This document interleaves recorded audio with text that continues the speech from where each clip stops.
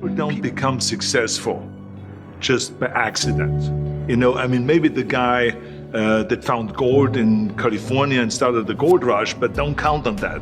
That's the one in a lifetime kind of a situation. So you got to really have a specific goal, and to me, to have that vision that I want to be Mr. Universe, that I want to be the greatest bodybuilder of all time.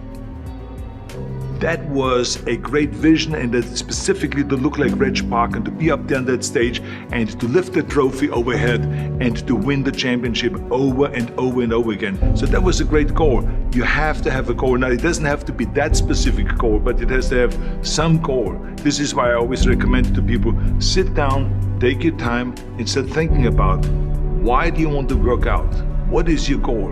And that can be as crazy as it is. It could be, I want to impress girls. If that's your goal, so be it, but it motivates you. It could be that you're emulating a certain, bodybuilder or a certain football player, a certain boxer, whatever it is. Have those pictures put all over the wall like I did when I was a kid. I put pictures of Reg Park and of Sonny Liston, of boxers and of Ali and of powerlifters and weightlifters all over my bedroom, wall. So that every day when I go to sleep, every day when I wake up, I look at those pictures and they motivate me. You need that motivation, and then therefore you have this kind of imprint in front of you all the time, and you know exactly what you're chasing.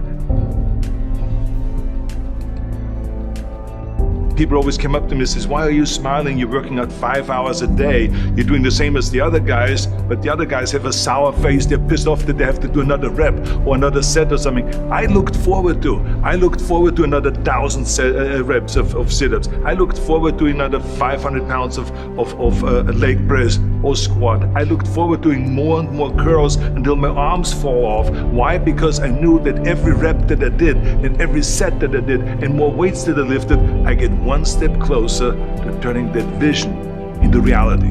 So I was turned on by that. I was excited. I couldn't wait to get to the gym.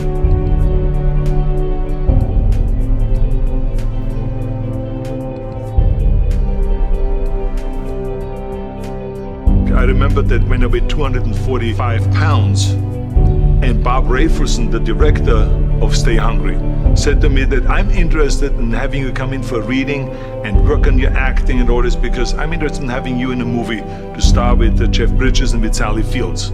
I was delighted about that, and I was excited, and I started pumping up more and more. And then he said, but I don't want you to weigh more than 210 pounds. You want me to be in the movie, but I'm weighing 245, 246. I say, I just won the Olympia, I say, which was 1974, and I was really at my biggest. And but he demanded that, and he says, look, it's very simple. On the day we start shooting, he says, I'm gonna put you on a scale, and if you don't make the 210, you're out, because I have someone else in mind. And I worked on it. I started visualizing myself very clearly as a lean athlete, because that's the only way I could lose that weight and all of a sudden get interested in running more, because up until that point I ran like 3 miles after training or before training or whatever, but now all of a sudden it was 5 miles, 6 miles, 7 miles, 8 miles, and they even ran mini marathons in order to lose the weight, and I did everything with high reps, and I was watching my diet, what I eat and all those kind of things. But the day before, I remember we were in Birmingham, Alabama. The day before I was at the YMCA with Bob Rafelson. He was swimming and I was working out, and I was running. There was a track there and I was running. He says, let's step on the scale.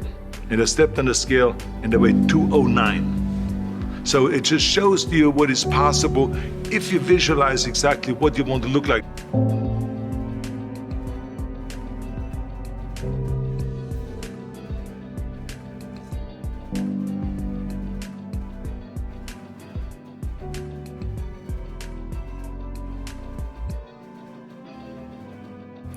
Hey there. With 28% growth in demand and 2.7 million new jobs, data for any kind of like, well, I can't get my act together or anything like this, because there's only a certain amount of time. But the key thing again is have the clear vision. Have the specific goal of what you want to accomplish, because then you never go to the gym and you say, the day I feel down a little bit. I don't know what it is all about. I don't know my life. I'm confused. No, I tell you that I was a perfect example of someone that was not confident at all.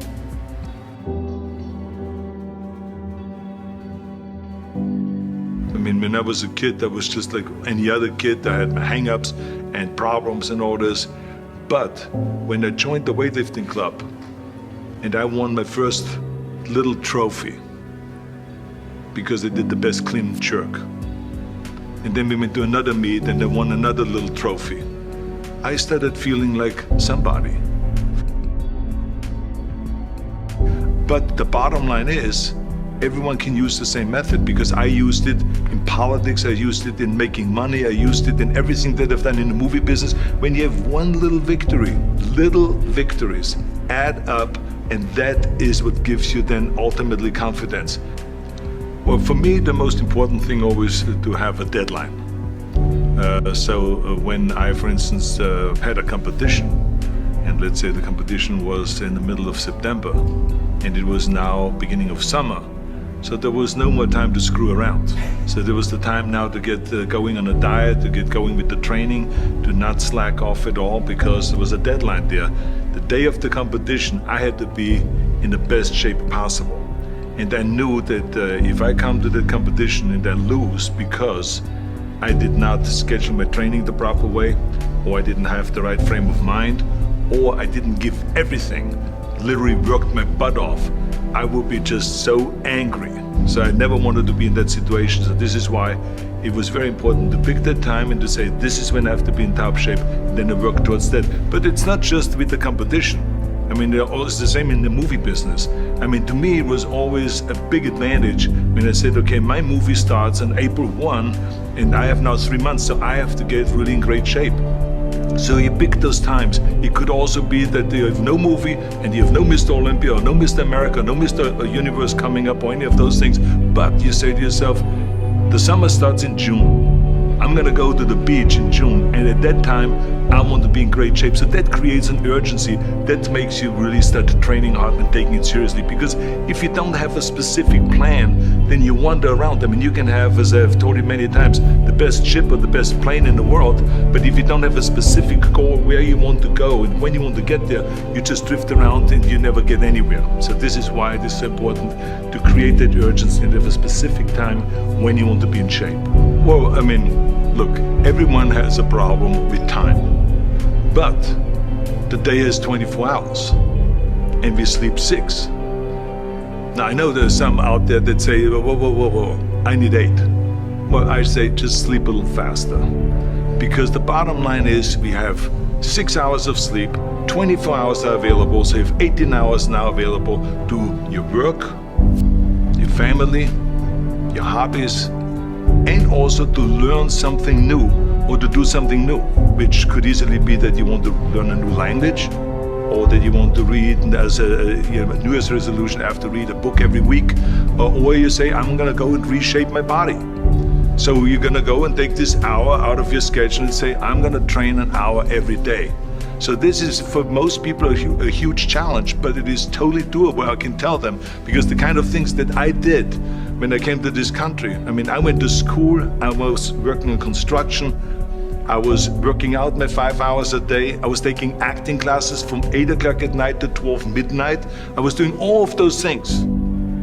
I wanted to make sure that out of the 24 hours of the day, that I don't waste one single hour.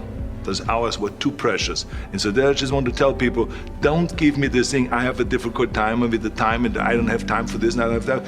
You have time, you make the time.